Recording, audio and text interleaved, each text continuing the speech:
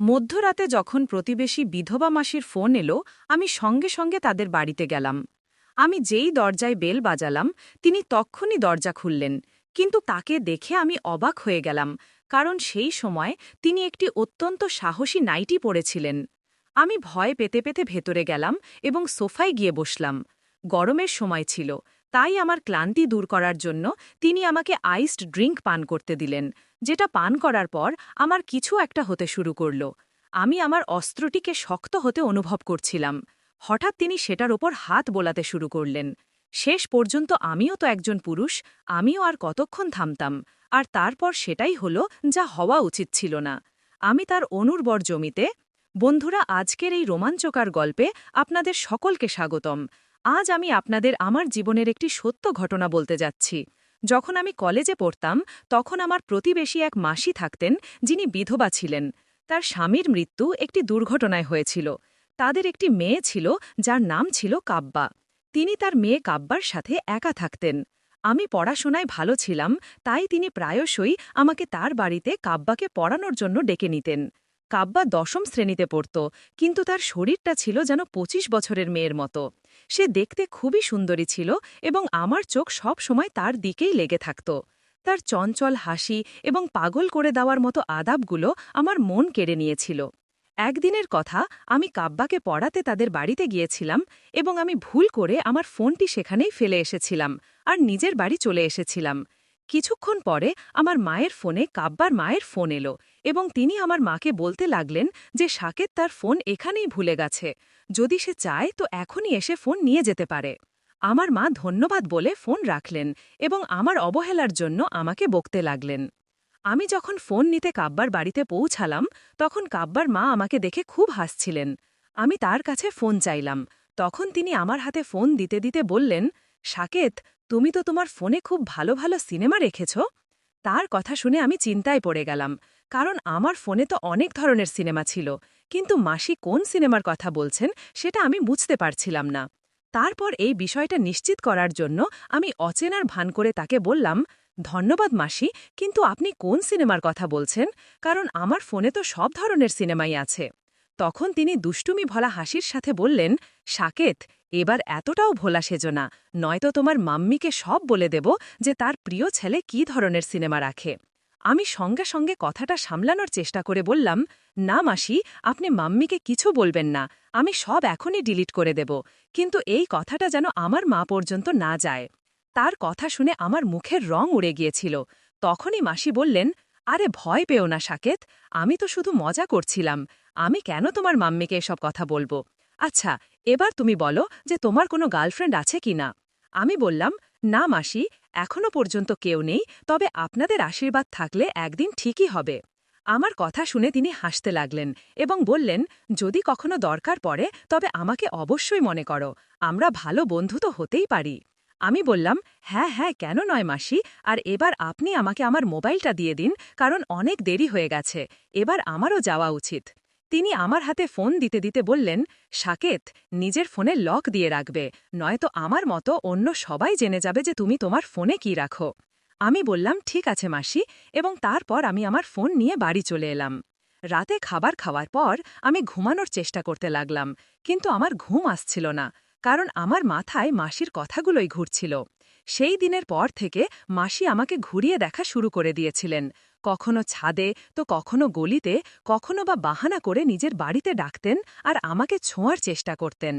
এরকমই একদিন, যখন আমি সন্ধ্যায় তাকে পড়াতে তাদের বাড়িতে গেলাম, তখন আমি দেখলাম যে মাসি বাড়িতে একা। আমি মাসিকে জিজ্ঞেস করলাম, কাব্বা বাড়িতে নেই নাকি? মাসি বললেন, সে তার মামা বাড়িতে চলে গেছে। আমি অবাক হয়ে জিজ্ঞেস করলাম, কবে মাসি? তখন তিনি বললেন যে সে তো আজ সকালেই বেরিয়েছে, কাল রাতে তার মামা আমাদের এখানে এসেছিল, তারপর তারও যেতে ইচ্ছে করল, তাই আমি তাকে কয়েকদিনের জন্য পাঠিয়ে দিয়েছি। আমি বললাম, ঠিক আছে মাসি, যখন সে নেই তাহলে আমিও চলি। তিনি বললেন, বাবা, যখন এসেছ তখন আমার হাতের ১ কাপ গরম চা পান করে যাও।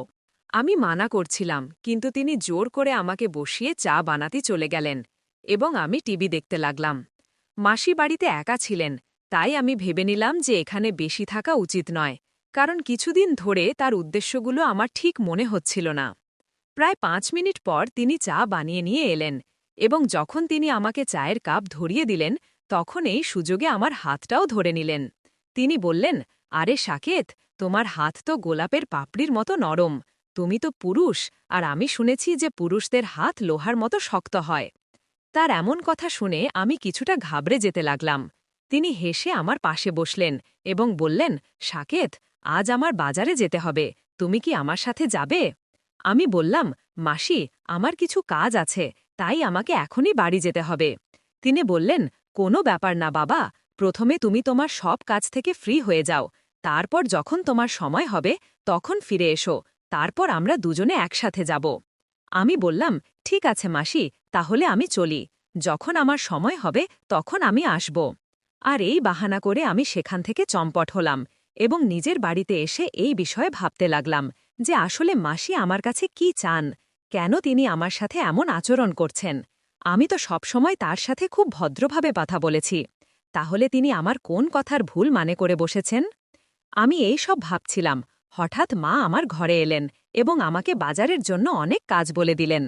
আমি বললাম, ঠিক আছে মা, আমি এখনই যাচ্ছি। আর তখনই মায়ের মোবাইলে মাসির ফোন আসতে শুরু করল। তাদের দুজনের কথা শুরু হলো এবং কথার ফাঁকেই মাসি মাকে বললেন যে তিনি তার সাথে বাজারে যাওয়ার জন্য কাউকে পাচ্ছেন না। তখন মা বললেন, আরে সাকেত তো যাচ্ছেই, তুমি তার সাথে চলে যাও, আর এমনিতেও সে বাইকে যাচ্ছে, তাই তোমাদের দুজনের বেশি সময়ও লাগবে না। আমি মাসির সাথে যেতে চাইছিলাম না, কিন্তু মায়ের কথা শুনে আমাকে বাধ্য হয়ে যেতে হলো। তিনি বাইরে দাঁড়িয়ে আমাকে দেখে হাসছিলেন, আর আমিও তাকে দেখে মিথ্যে হাসি হাসতে লাগলাম। আমি বাইক স্টার্ট করলাম এবং মাসি আমার পিছনে বসলেন। বাইকটি যেই দাড়ি থেকে একটু দূরে গেল, মাসি আমার সাথে সেটে থাকার চেষ্টা করতে লাগলেন। আমি বললাম, মাসি, আপনি ঠিক করে বসুন না, এভাবে তো আমরা দুজনেই পড়ে যাব।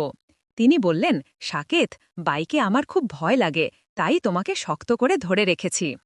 তার কথা শুনে আমি চুপ হয়ে গেলাম। পুরো রাস্তা তিনি আমার সাথে এইভাবেই সেটে বসে রইলেন, কিন্তু আমি আর কী বা করতে পারতাম। একটু পরেই আমরা বাজারে পৌঁছে গেলাম। আমি বললাম, মাসি, আপনার যা যা জিনিস নেওয়ার আছে আপনি নিন, ততক্ষণে আমিও আমার কেনাকাটা সেরে নিই।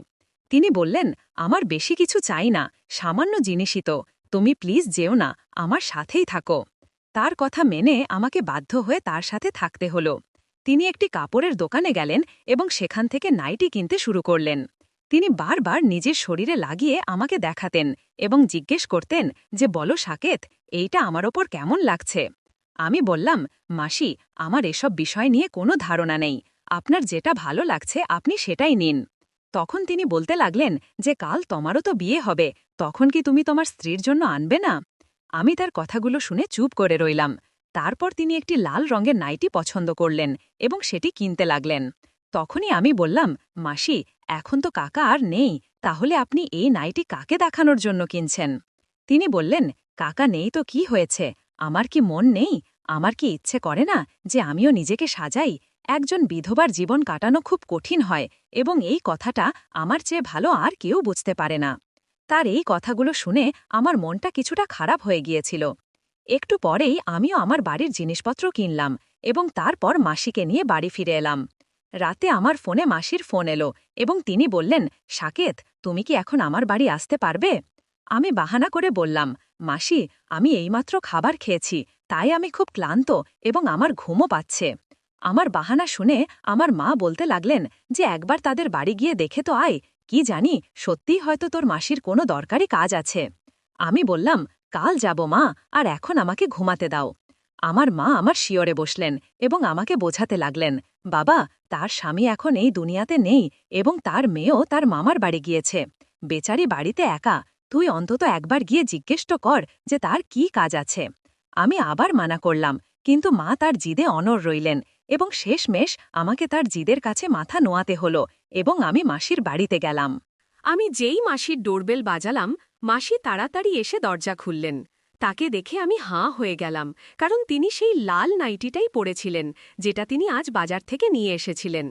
আমাকে দেখেই তিনি বলতে লাগলেন, এসো সাকেত, আমি তোমারই অপেক্ষা করছিলাম, আর এইটা বলো যে তুমি তোমার ফোনটা সুইচ অফ করেছিলে কেন? আমি বললাম, মাসি, আমার ফোনের ব্যাটারি ডাউন হয়ে গিয়েছিল, হয়তো সেই জন্য অফ হয়ে গিয়েছিল। তিনি আমাকে বসতে বললেন এবং আমি সোফায় বসতে বসতে বললাম, মাসি, আপনার কি কোনো জরুরি কাজ ছিল? তিনি বললেন, হ্যাঁ সাকেত, আমাকে একটা খুব জরুরি কাজ করিয়ে নিতে হতো, কিন্তু সবার আগে তুমি এই আইসড ড্রিঙ্কটা পান করো, আমি বিশেষভাবে তোমার জন্য বানিয়েছি। সেই ড্রিঙ্কটি পান করার পরেই হঠাৎ আমার কিছু হতে শুরু করল। হয়তো তাতে কোনো ধরনের ওষুধ মেশানো ছিল। আমার কিছুটা শক্ত মনে হতে শুরু করেছিল এবং এবার আমি নিজেকে থামাতে পারছিলাম না। তখনই মাসি আমার কাছে এসে বসলেন এবং বলতে লাগলেন যে, তুমি তো জানোই সাকেত যে কাব্যার বাবা চলে গেছেন কত বছর হয়ে গেল, আর তখন থেকে এই জমিতে কেউ বৃষ্টি ঝরায়নি। আজ কি তুমি এই খরা শেষ করতে পারবে? মাসির মুখ থেকে এইসব শুনে খুব অদ্ভুত লাগছিল, কিন্তু আমারও কিছু একটা হচ্ছিল যার ওপর আমি নিজেকে নিয়ন্ত্রণ রাখতে পারছিলাম না। আমিও তো একজন পুরুষ, আর কতক্ষণ থামতাম, আর তারপর সেটাই হলো যা হওয়া উচিত ছিল না। আমি শুরু করে দিলাম এবং যখন তিনিও কোনো বিরোধিতা করলেন না, তখন ব্যাপারটা অনেক দূর এগিয়ে গেল। এখন আমরা দুজনেই রোজই দেখা করতাম, কারণ আমারও তার সাথে সময় কাটাতে ভালো লাগত। কমেন্ট করে অবশ্যই জানাবেন যে আপনাদের এই গল্পটি কেমন লাগলো। আরও এইরকম রোমাঞ্চকর গল্পের জন্য আমার চ্যানেলটি সাবস্ক্রাইব করুন এবং বেল আইকনটি গল্পটি সম্পূর্ণ শুনলে আপনার ভিতরের রস বাহিরে চলে আসবে। আমি সবসময় আমার বোনকে নির্দোষ ভাবতাম, কিন্তু এক রাত 12টায় তার রুমে যা করতে দেখেছি তারপর থেকে আমার তার প্রতি দৃষ্টিভঙ্গি সম্পূর্ণ বদলে গিয়েছিল। কারণ সে তার আঙুল দিয়ে আমার নাম লিখছিল প্রেমের সাথে।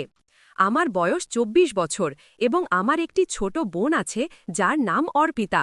অর্পিতা অত্যন্ত সুন্দর এবং দেখতে ঠিক জাহ্নবী কাপুরের মতো। তার বয়স মাত্র 21 বছর।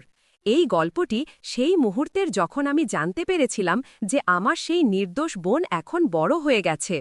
এটি 1 বছর আগের কথা, যখন আমি তার ফোনে এমন কিছু দেখেছি যা আমাকে গভীরভাবে নাড়া দিয়েছিল। যে বোনকে আমি সবসময় নির্দোষ ভাবতাম, তার সম্পর্কে সেই সত্য জানতে পেরে আমি বিশ্বাস করতে পারিনি। এই গল্পটি সেই মুহূর্ত থেকে শুরু হয় যখন আমি আমার বোনের সম্পর্কে সেই রহস্য জানতে পেরেছিলাম যা আমাদের জীবন বদলে দিয়েছিল। এটি ছিল একটি গরম রাত, বাতাস যেন থেমে গিয়েছিল এবং আমার রুমের বিছানায় ঘুমানোও কঠিন হচ্ছিল। তৃষ্ণায় আমার ঘুম ভেঙে গেল এবং যখন আমি পানির বোতল তুলতে গেলাম তখন দেখলাম এটি খালি। সময় দেখলাম রাত ঠিক 1টা। ঘুমের ঘোরে আমি রান্নাঘরের দিকে গেলাম, যেখানে ঠান্ডা পানির বোতল রাখা থাকত। যাওয়ার পথে আমি দেখলাম আমার বোন অর্পিতার রুমের আলো জ্বলছে। এটি দেখে আমি কিছুটা অবাক হলাম, কারণ অর্পিতা সবসময় ঘুমানোর সময় আলো বন্ধ করে ঘুমাত। আমাদের বাড়িতে এই নিয়ম ছিল যে সবাই ঘুমানোর সময় আলো বন্ধ রাখবে এবং অর্পিতা এই নিয়ম সবচেয়ে বেশি মেনে চলত। আমি ভাবলাম সে হয়তো আলো বন্ধ করতে ভুলে গেছে। আমার বোতলে পানি ভরতে ভরতে মনে মনে ভাবলাম তার আলো বন্ধ করে তাকে শান্তিতে ঘুম পাড়িয়ে দেব। যখন আমি তার রুমের দরজা খুলতে গেলাম, একটি অদ্ভুত অস্বস্তি আমার মধ্যে বাসা বাঁধল। অর্পিতা কি জেগে আছে নাকি সে শুধু ঘুমের মধ্যে আলো জ্বালিয়ে রেখে ঘুমিয়ে পড়েছে? দরজা খুলতেই যা দেখলাম তা আমাকে গভীরভাবে নাড়া দিল। অর্পিতা তার বিছানায় বসেছিল। তার মুখে একটি গম্ভীর ভাব ছিল এবং সে তার ফোনের স্ক্রিনে কিছু দেখতে সম্পূর্ণ মগ্ন ছিল। রাতের এই সময়ে যখন সবাই গভীর ঘুমেছিল, অর্পিতার এভাবে জেগে থাকা এবং ফোনে এমন কিছু দেখা অত্যন্ত অদ্ভুত লাগছিল। আমার দৃষ্টি পড়তেই সে দ্রুত ফোনটি লুকিয়ে ফেলল এবং তার চোখে ভয়ের একটি ঝলক স্পষ্ট দেখা গেল। তার এই আচরণ এতটাই অপ্রত্যাশিত ছিল যে আমি এক মুহূর্তের জন্য বুঝতে পারলাম না। অর্পিতা, যে সবসময় শান্ত এবং সংযত থাকত, তার মুখে এই সময় চিন্তা এবং অস্বস্তির রেখা স্পষ্ট দেখা যাচ্ছিল। আমি ধীরে ধীরে জিজ্ঞাসা করলাম, অর্পিতা, সব ঠিক আছে? এত রাতে জেগে আছো? অর্পিতা এক ঝটকায় উত্তর দিল, হ্যাঁ, শুধু ঘুম আসছিল না। কিন্তু তার কণ্ঠে যে কম্পন ছিল তা আমার কৌতূহল আরও বাড়িয়ে দিল। সে আমার কাছ থেকে কিছু লুকাচ্ছিল, কিন্তু কি তা জানার আকাঙ্ক্ষা এখন আমার হৃদয়ে গভীর হচ্ছিল। আমি ভাবলাম এটি হয়তো কোনো সাধারণ বিষয়, কিন্তু তার মুখের অভিব্যক্তি অন্য কিছু বলছিল। এই রাতের শুরু আমার মনে অনেক প্রশ্ন জাগিয়ে দিয়েছিল। অর্পিতার এই রহস্যময় আচরণের রহস্য কী ছিল? সে কি কোনো সমস্যায় ছিল নাকি এমন কিছু করছিল যা সে মেসেজ এবং অ্যাপস দেখে কিছু বিশেষ হাতে লাগল না? সব কিছুই সাধারণ ছিল। এমন কিছুই পাওয়া যায়নি যা তার সেই রাতের হটকারিতা বুঝতে সাহায্য করবে। কিন্তু তখন আমি ভাবলাম হয়তো তার ইন্টারনেট হিস্ট্রিতে কিছু থাকতে পারে। যখন আমি তার ক্রোম ব্রাউজারের হিস্ট্রি চেক করলাম, তখন যা দেখলাম তা আমাকে হতবাক করে দিল। আমার 17 বছরের প্রিয় বোন, যে সবসময় মাসুম ও শান্ত দেখাতো, তার ব্রাউজার হিস্ট্রি এক ভিন্ন গল্প বলছিল। যে জিনিসগুলো সে সার্চ করেছিল এবং যে ভিডিওগুলো দেখেছিল, তার বয়সের জন্য একেবারেই উপযুক্ত ছিল না। আমি ভাবলাম আমি কি ভুল কিছু দেখছি, কিন্তু বারবার দেখার পরও একই ফল পেলাম। সে এমন কিছু বিষয় সার্চ করেছিল যা জানার তার বয়স হয়নি। আমার মনে এক অদ্ভুত অস্থিরতা তৈরি হলো। আমার বোন কি কোনো খারাপ সঙ্গীতে পড়েছে, নাকি তাকে কেউ এমন করতে বাধ্য করেছে? তার এই অনলাইন কার্যকলাপ তার মনে কি প্রশ্ন জাগাচ্ছে? তার এই হিস্ট্রি দেখে আমি বুঝতে পারছিলাম না এই বিষয়ে কি ভাবব বা কি করব। আমি ফোনটি আবার তার জায়গায় রেখে দিলাম, কিন্তু আমার মন শান্ত ছিল না। আমি সিদ্ধান্ত নিলাম এখন আমাকে এ বিষয়ে গভীরভাবে ভাবতে হবে। এই প্রশ্ন যে শেষ পর্যন্ত আমার বোন কেন এবং কিভাবে এই সব সার্চ করল, তা আমার মাথায় ঘুরতে ভাগল। এখন এই রহস্য আরও গভীর হচ্ছিল। যখন আমি অর্পিতার ব্রাউজার হিস্ট্রি দেখেছিলাম, তখন থেকেই আমার মনে এক অদ্ভুত অস্থিরতা ছিল। আমার মাসুম বোনের কেন এবং কিভাবে এমন জিনিসে আগ্রহ হলো, এই প্রশ্ন আমাকে ঘুমাতে দিচ্ছিল না। আমি জানতাম এই রহস্যের কোনো গভীর কারণ আছে, যা বোঝা জরুরি। আমি অর্পিতার আচরণে নজর দিতে শুরু করলাম এবং তার কথায় এক পরিবর্তন দেখলাম। সে প্রায়ই তার এক বিশেষ সখীর কথা বলত, যাকে আমি আগে কখনো চিনতাম না। তার নাম শুনেই আমার মনে এক অদ্ভুত আশঙ্কা জন্মালো। আমি ভাবলাম হয়তো অর্পিতার এই নতুন অভ্যাসের পেছনে তারই হাত আছে। একদিন আমি অর্পিতার সাথে তার সেই সখী সম্পর্কে সরাসরি কথা বলার সিদ্ধান্ত নিলাম। আমি তাকে হালকা ফুলকাভাবে জিজ্ঞাসা করলাম, তোমার সেই নতুন সখীকে? তোমার সাথে সবসময় তার কথা শুনি। অর্পিতা একটু হেসে খেলে বলল, সে আমার ক্লাসে নতুন এসেছে, বেশ মজার এবং অনেক কথা বলে। আমি তার কাছ থেকে আর কিছুই জানতে পারলাম না, কিন্তু আমার ষষ্ঠ ইন্দ্রিয় বলছিল এই মেয়েটি অর্পিতাকে ভুল পথে ঠেলে দিয়েছে। কিছুদিন পর আমি অর্পিতার ফোনের হিস্ট্রি আবার খুঁজে দেখার সিদ্ধান্ত নিলাম, এবার আরও গভীরভাবে। আমি আরও কিছু চমকপ্রদ প্রমাণ পেলাম। অর্পিতার সখী তাকে কিছু ভিডিও দেখিয়েছিল, যা তার বয়স ও বোধের বাইরে ছিল। এই ভিডিওগুলো কোনো অপরিণত কিশোরীর জন্য সঠিক ছিল না। এছাড়াও আমি দেখলাম সেই সখী শুধু ভিডিও দেখানোতেই সীমাবদ্ধ ছিল না। সে এক খুবই খারাপ মেয়ে, যার সঠিক ভুলের কোনো ধারণা ছিল না। সে ছেলেদের ফাঁসানো এবং তাদের সাথে ভুল কাজ করাতেও দক্ষ ছিল। সে অর্পিতাকে এমন অনেক গল্প বলেছিল যা অর্পিতার মাসুম মনকে বিচলিত করছিল। এই সব জানার পর আমার মন ভেঙে গেল। আমার মাসুম বোন, যাকে আমি সবসময় সঠিক পথে চলার পরামর্শ দিতাম, সে এমন নোংরা অভ্যাসে জড়িয়ে পড়েছে।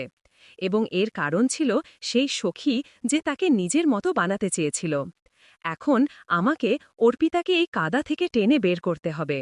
আমি সিদ্ধান্ত নিলাম প্রথমে আমাকে সেই সখী থেকে অর্পিতার দূরত্ব তৈরি করতে হবে, এবং তারপর আমার বোনকে ভালোবাসা ও বুদ্ধিমত্তা দিয়ে বোঝাতে হবে যে সে কোন পথে চলেছে এবং কিভাবে আবার সঠিক পথে ফিরে আসতে পারে। এইভাবে আমি আমার বোনকে সেই ভুল সঙ্গ থেকে বাঁচালাম এবং তাকে জীবনের সঠিক পথে আনার চেষ্টা করলাম। এই যাত্রা সহজ ছিল না, কিন্তু আমার ভালোবাসা ও বোধই তার ঢাল হল।